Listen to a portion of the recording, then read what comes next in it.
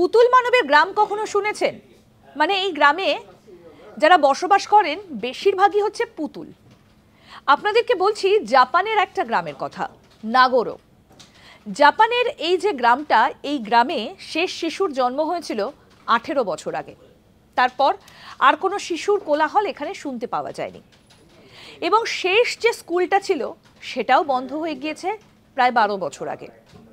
সব মিলিয়ে প্রায় 1-2 ডজন পূর্ণবয়স্ক মানুষ এখানে বাস করেন।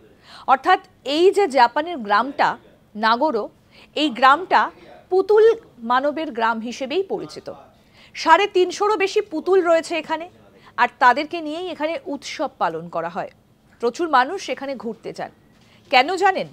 তার কারণ এই যে গ্রামটা নাগোরো, এই গ্রামের এলাকা অত্যন্ত কষ্টকর, দুর্গম এলাকা। এখানে কর্মসংস্থানের সুযোগ কম, আর তাই ধীরে ধীরে কমে যেতে বসেছে জনসংখ্যা।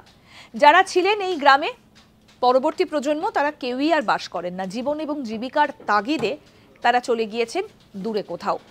তাই জাপানের এই নাগোরো গ্রামটা পুতুল গ্রাম হিসেবেই পরিচিত। উৎসবে প্রচুর মানুষ আসেন বাইরে থেকে এই গ্রামটাকে প্রত্যক্ষ করতে। এরকম আরও অনেক অজানা আপডেট পেতে দেখতে থাকুন আজ তাক বাংলার ইউটিউব চ্যানেল।